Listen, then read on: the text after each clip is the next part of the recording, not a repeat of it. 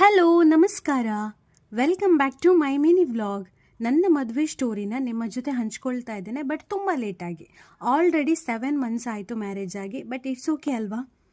ನನ್ನ ಮದುವೆಗೆ ನಾನು ಕೆಲವು ಐಟಮ್ಸ್ಗಳನ್ನು ಬ್ಯಾಂಗ್ಳೂರಲ್ಲಿ ಪರ್ಚೇಸ್ ಮಾಡಿದ್ದೆ, ಮತ್ತೆಲ್ಲ ಪುತ್ತೂರಲ್ಲೇ ಮಾಡಿದ್ದು. ಆ್ಯಂಡ್ ನನ್ನ ಪ್ರೀ ವೆಡ್ಡಿಂಗ್ ಫೋಟೋಶೂಟ್ ಮಾಡಿಸಿದ್ದು ನಾವು ಉಡುಪಿಯಲ್ಲಿ. ವಿನು ವಿಕ್ಕಿ ಫೋಟೋಗ್ರಫಿ ಅವರು ಮಾಡಿದ್ದು ತುಂಬ ಚೆನ್ನಾಗಿ ಬಂದಿದೆ. ನನ್ನ ಮದುವೆಗೆ 2 days ಇರುವಾಗ ನನ್ನ ಬೆಸ್ಟ್ ಫ್ರೆಂಡ್ ಶ್ರೀಮಾ ನನಗೆ ಗೊತ್ತಿಲ್ಲದೆ ಬ್ರೈಡ್ ಟು ಬಿ ಸರ್ಪ್ರೈಸ್ ಆಗಿ ಮಾಡಿದ್ಲು. ಇದಂತೂ ನನಗೆ ತುಂಬ ಸ್ಪೆಷಲ್ ಆ್ಯಂಡ್ ಮೆಮೊರೇಬಲ್, ಬಿಕಾಸ್ ನನಗೆ ಇಲ್ಲಿವರೆಗೂ ಯಾರು ಕೂಡ ಸರ್ಪ್ರೈಸ್ ಆಗಿ ಈ ಥರ ಸೆಲೆಬ್ರೇಷನ್ ಮಾಡಿರಲಿಲ್ಲ.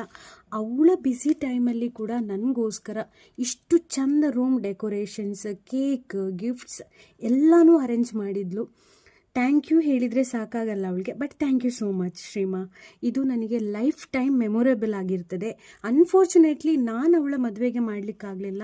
ಆ ಗಿಲ್ಟ್ ಈಗ ಕೂಡ ನನಗೆ ಇದೆ. I am so sorry and thank you so much. ಈ ಥರ ಸರ್ಪ್ರೈಸ್ ಕೊಟ್ಟು ನನ್ನ ಮದುವೆಯ ಜರ್ನಿಯನ್ನು ಸೆಲೆಬ್ರೇಟ್ ಮಾಡಿ ನನಗೆ ಲೈಫ್ ಟೈಮ್ ಸ್ವೀಟ್ ಮೆಮೊರಿಯಾಗಿ ಉಳಿಸಿದ್ದಕ್ಕೆ. ಮದುವೆ ನಂದು ಶ್ರೀ ಮಹಮ್ಮಾಯಿ ದೇವಸ್ಥಾನ ಪುತ್ತೂರಲ್ಲಿ ಆಯಿತು. ಮದುವೆಯಲ್ಲಿ ನಾನು ತುಂಬ ಚೆಂದ ಕಾಣಬೇಕು ಅಂತ ಇದೆಲ್ಲ ಗರ್ಲ್ಸಿದ್ದು ಆಸೆ, ಬಟ್ ಅನ್ಫಾರ್ಚುನೇಟ್ಲಿ ನನ್ನ ಮದುವೆಯಲ್ಲಿ ನಾನು ರೆಡಿ ಆದದ್ದು ಇಷ್ಟ ಆಗಲಿಲ್ಲ. ನನಗೆ ಸ್ವಲ್ಪ ಹೆಲ್ತ್ ಇಶ್ಯೂಸ್ ಇತ್ತು ಆ ಟೈಮಲ್ಲಿ, ಸೊ ನನಗೆ ಅಷ್ಟೊಂದು ಸ್ಯಾಟಿಸ್ಫ್ಯಾಕ್ಷನ್ ಆಗಲಿಲ್ಲ. ನೆಕ್ಸ್ಟ್ ನನ್ನ ರಿಸೆಪ್ಷನ್ ಮುಣ್ಕೂರಲ್ಲಿ ಡಿಸೆಂಬರ್ 7th ಆಯಿತು. ಇಲ್ಲಿ ನಾನು ರೆಡಿ ಆದದ್ದು ನನಗೆ ತುಂಬ ಇಷ್ಟ ಆಯಿತು. ತುಂಬ ಜನ ಕಾಂಪ್ಲಿಮೆಂಟ್ಸ್ ಕೂಡ ಕೊಟ್ಟಿದ್ದಾರೆ.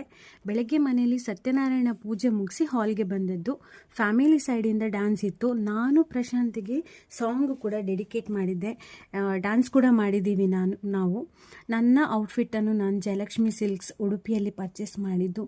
ನನ್ನ ಹೇರ್ ಸ್ಟೈಲ್, ಔಟ್ಫಿಟ್, ಮೇಕಪ್ ಎಲ್ಲ ಸಹ ನನಗೆ ಸ್ಯಾಟಿಸ್ಫ್ಯಾಕ್ಷನ್ ಆಗಿದೆ.